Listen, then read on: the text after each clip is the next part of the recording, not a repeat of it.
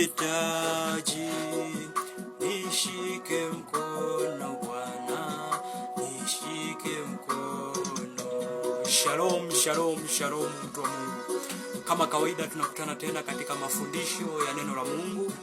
Siku ya leo nataka tufundishane kwa habari ya kitabu kile cha Wafilipi mlango ule wa 4 mstari ule wa 6. Anasema neno la Mungu linasema ya kwamba msijisumbukie kwa neno lolote,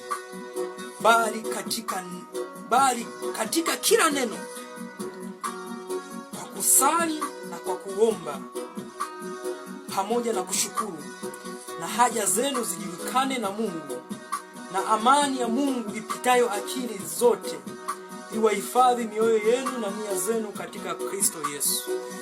Msisumbuke na neno lolote isipokuwa katika kuomba.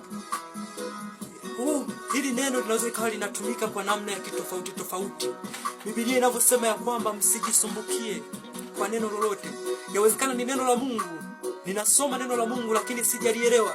Biblia inaniambia kwamba nisisumbuke isipokuwa kwa kusali na kwa kufunga.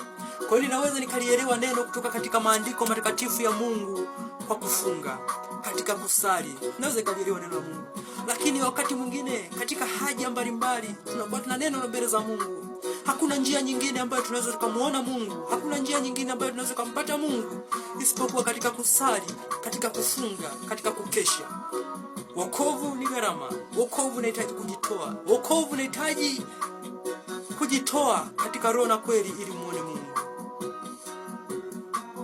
Ndugu yangu, usijisumbukie neno lolote.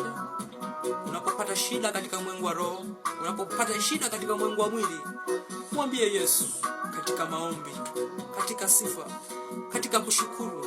Mwambie Mungu, nishike mkono Yesu, nishike mkono, nakuhitaji Yesu, nakuhitaji. Amen. Ni mwalimu wako wa neno la Mungu, mchungaji na Pastor Maemba kutoka Njombe, Tanzania. Amen.